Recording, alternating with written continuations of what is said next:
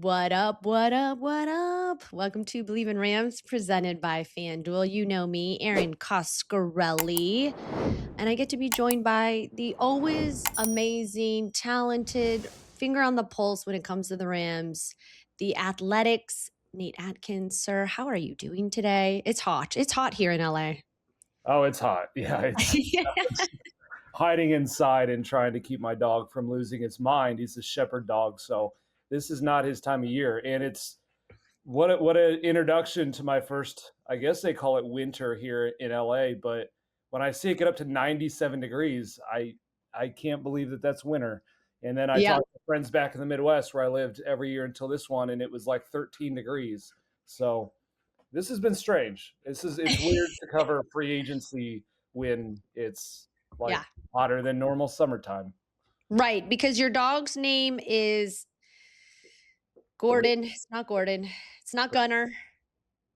Grady. It's Grady, and Grady is used to the Indy chilliness, right? Because that's where Mhm. Grady's coming from. So Yeah. Grady's like, "What did you take me to?" Although I'm sure he appreciates when it's not freezing cold, but that's his sort of natural. That's his natural habitat. So he's like, "What are you doing?"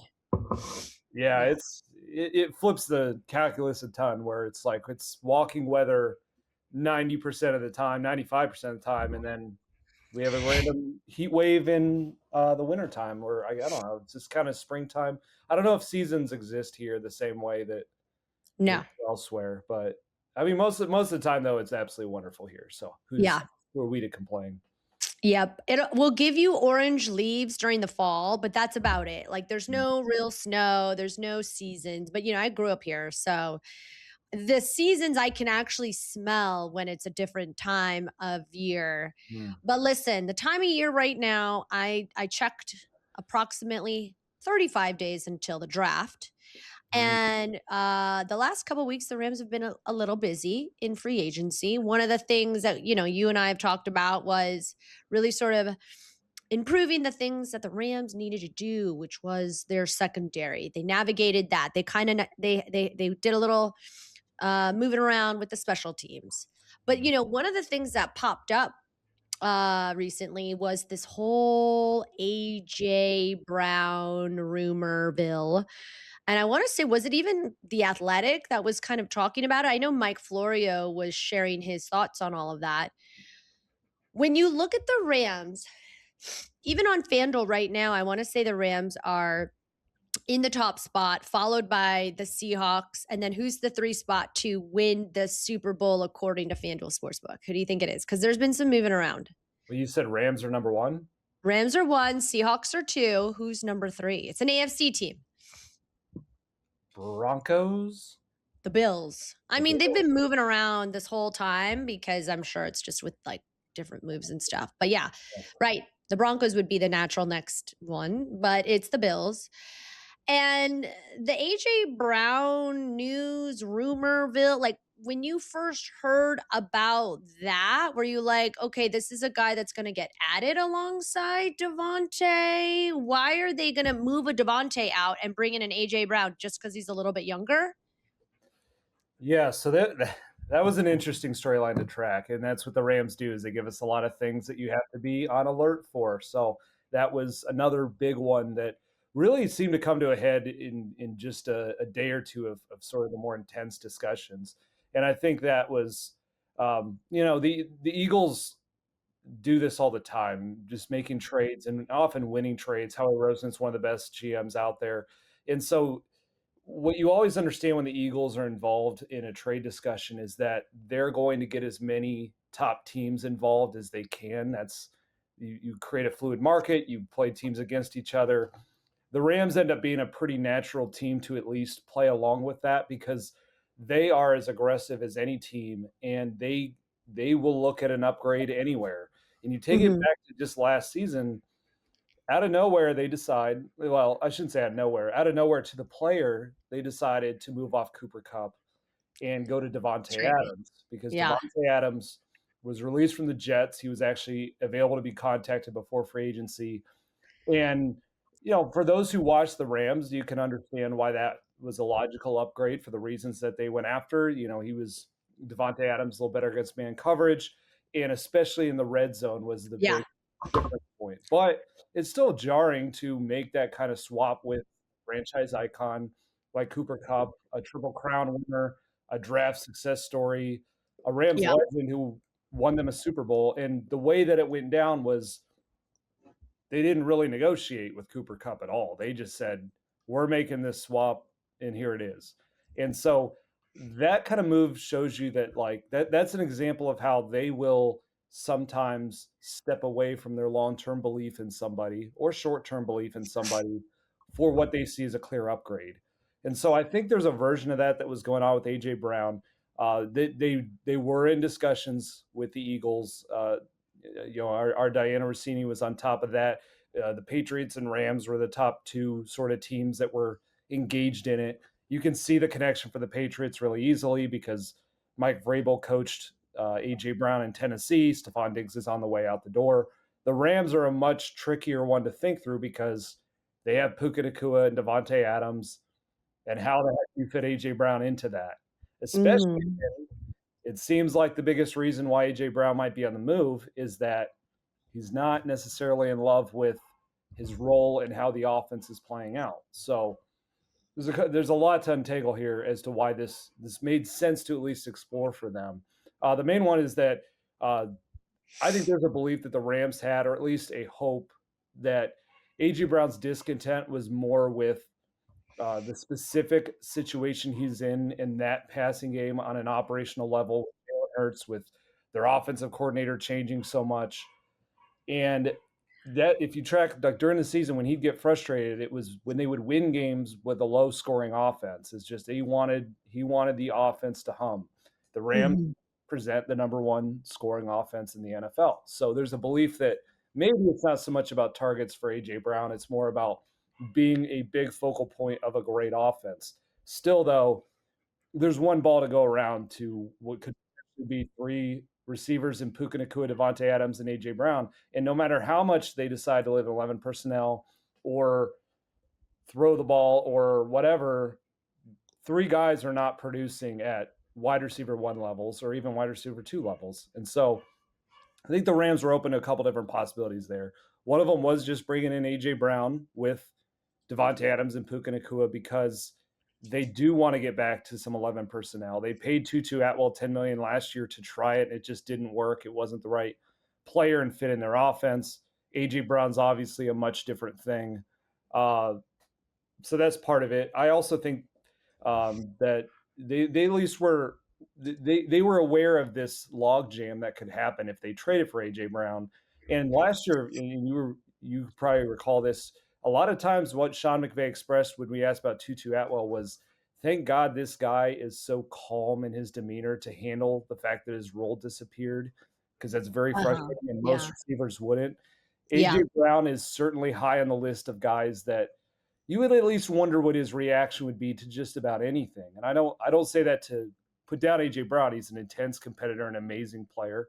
But this is how top receivers are wired. It is a harder position to just kind of withdraw and say, oh, we won by 2 touchdowns and I had one catch. Like it is a production driven position. And so understanding all of that, I think when they look at upgrades, I think one of the considerations that they had to think about was could you flip Devonte Adams for AJ Brown? And I'm not saying that's as far as the discussion got, but that is one of the couple paths if you were looking at AJ Brown that could have worked.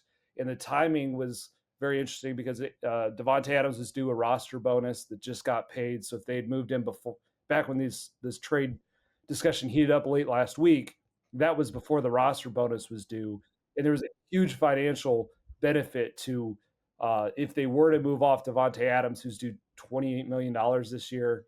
AJ Brown, most of his deal has been paid, and the Eagles would need a monstrous cap hit to move him. So all of a sudden, the Rams would have this highly controllable, elite receiver for very cheap for multiple years. And Devonte Adams is in the final year of his deal, and he's turning 34. So you can see where that was an upgrade possibility. You can also see where the Rams under Sean McVay, they often just think we can make all the pieces work. Our culture will smooth it out. Our quarterback will figure it out. And they have a lot of reason to believe that too. But there was a tricky nature because it's such a high caliber player in AJ Brown, and what they knew they couldn't do is take this offense that has such a strong culture and a strong basis already and just tweak it too much to where all of a sudden you've got a little bit of a chaos going on. So that's where that was kind of the mixed emotions that they were working through as they looked into this. They're always going to look into upgrades though.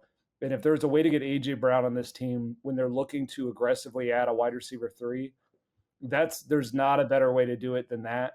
And then also when you look to the incoming seasons, you can see why just having AJ Brown, especially the salary he's on, that would let them pay Puka Nakua and have AJ Brown for at least a couple years. Whereas normally you would think those two kind of players would not be able to coexist. So it's just the Rams being the Rams mostly, exploring aggressive upgrades, but also I do think they were aware enough of the sort of human locker room implications that could come.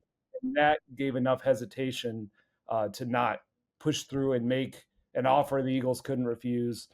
And ultimately, that's when the Eagles decided we're going to wait because the deal didn't materialize the way they wanted. And if they hold AJ Brown into the summer, just the way the contracts work, they can split up the cap hit if they trade him into multiple years. It just goes down dramatically for this year if they trade him in June. So, so for right now, it's not a thing, but could it become another one? Maybe. I think it's tricky for the Rams though because they can't wait till June to find their third receiver. So Right. I don't think they're going to get out of the draft and have that hole open. They would have to know they're getting AJ Brown, and it would have to be something like that for them to just leave that spot that wide open. So I think it was an idea worth exploring, but ultimately, as soon as I heard it, I thought this is a lot less likely. That Trent McDuffie it was a costly move, but it was a clean transition of role and all of that. AJ Brown is a lot more complicated, and that I think ultimately is why it didn't happen. And it's so fascinating. This is why, guys, free agency is one of the most interesting parts of the season, even though it's the off season. Because if you think about it, while maybe the numbers, they can try to make them make sense, the cool or unique or interesting thing for me when I think about putting together a roster of talent, you're putting together a roster of personalities. You're architecting who jives, who doesn't, what works. And the Tutu Atwell was a big story because it was kind of almost like surprising that it didn't really work, because Mm. the Rams don't typically have those sort of things end up, um, competing in a way where people notice that. Um, the thing with AJ, for me, that when we think about putting together architecting personalities and what works, what doesn't, you obviously mentioned Cooper. You mentioned that even the Rams explored, the possibility of Stafford leaving and meeting with the Giants last season and all of that. But the hard part when you are the Rams is and we talk about this, it's like you kind of have to figure out what works best for the franchise also long term. Mhm. And what I think about too is, yes, Devontae has a very expensive contract. 28 million, you said. That's the second largest on the team aside, obviously, from Matthew Stafford. And they still have to pay Puka. But if you're Devontae, one of the things I thought of, I was like, how do you feel about when you hear these things? Does that, and also not only that, but what's the T on, are the Rams trying to figure out his contract because he is so expensive and they are trying to win now? Maybe he isn't being flexible with wanting to move certain things around.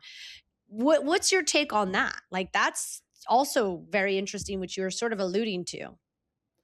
Yeah, I mean, it had to be interesting for Devontae to see the name AJ Brown out there. I mean, same to a lesser degree for Puka. That's just like one of those moves that, if it happens, changes everything. And it's different than Trent McDuffie's going to step in, fill a role that wasn't there, cover a number one outside receiver when someone wasn't there to do it.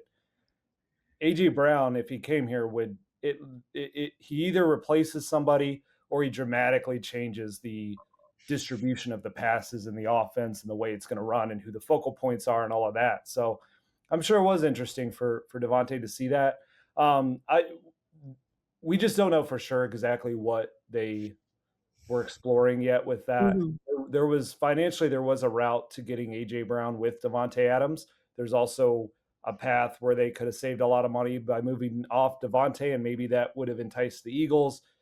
We don't know exactly all that they explored, and again, they didn't end up making the deal. So how much they explored those, with the Rams, it's tricky because they'll explore an upgrade, but that's different from pulling the trigger and on and doing it. You will see this with a lot of. There's rarely going to be a top star who would make some sense for the Rams that they aren't exploring, and it doesn't always mean that the players that they would consider upgrading from that they're not into.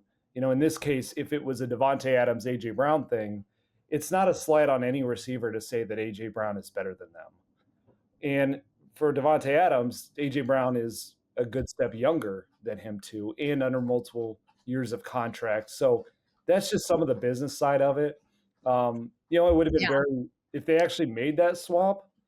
That is where I would be very curious about Devontae's reaction because this is one thing that will happen with the Rams once in a while when they do make a swap. And I think about this with Cooper Cup, is they have this culture under Sean McVay that's worked so well of pouring intense amounts of belief into people to bring out their very best.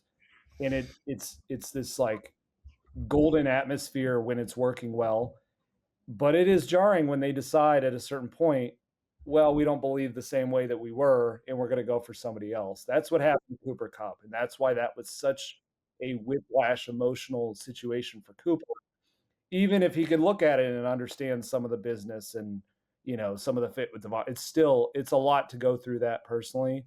Now Devontae was here for a year. It's a little different. Cooper was a life, career long Ram at that point.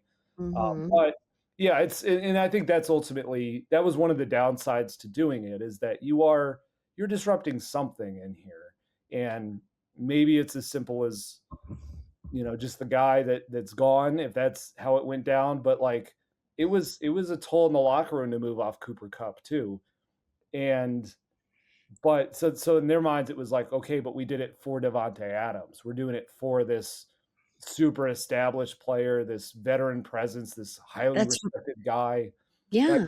it's about finding the right upgrade if they're going to do that, and not just trying to get 2% better on the margins in a way that's very confusing to the locker room. So these are things that they think about because they know it was really hard with Cooper, and also they went through this with Jared Goff, where Yes. they had some regrets. As excited as they were to get Matthew Stafford, the messaging did come off kind of backhanded to Jared Goff as that he just simply was the issue or just couldn't cut it. When in reality, Jared Goff got him to a Super Bowl in the playoffs every year. They just saw an upgrade that could end up being an MVP type player in Matthew Stafford. But you do have to wonder how that hits both the player that you send out and the locker room of guys that got close to him and thought that they were building something. So this is where they just had to be very sure in the upgrades that they are going after, if they're going to make the move, that it fits the team, that it is an actual on paper, on talent level upgrade, and that it isn't going to disrupt too much of the overall core and the culture here. And so, when they moved off Golf for Stafford, they moved off Cup for Adams. They brought in the type of player and personality who could smooth that over. But yeah, there's a risk if you do that too much that eventually one of those doesn't plan out the way that you saw it on paper in the springtime once you get into the season and the pressure's high and everyone wants production and guys are fighting for contracts. And this is just the unique atmosphere Sean McVay's created where he's got a culture that builds belief in guys. He also loves to say that stats are for losers. And so that creates a slight disconnect with players who do have to care about stats because stats are how they get paid if they leave this team and they go in the open market. Stats are how they get all pro and Pro Bowl and bonuses. And there's a lot of stuff that ends up mattering to these players. That's not just purely ego and narcissism, it's actual business. And so there's a business side of the Rams being aggressive and cutthroat that that is a little dangerous, depending on what route they end up taking. It's absolutely fascinating because you're 100% right. There is a unique polarity with this team that is all about the player, all about the belief, all about high character Mm, and accountability. But then at the same time, what they went through with Cooper, which got a lot of backlash. Thank goodness it worked out. The leading receiving touchdown, receiver in the league in Devontae. Things worked out well. Things worked out well for the Jared Goff Stafford trade, mhm, but it's also got to be tough, just in general, as an NFL player, when you know your numbers can be called and you can be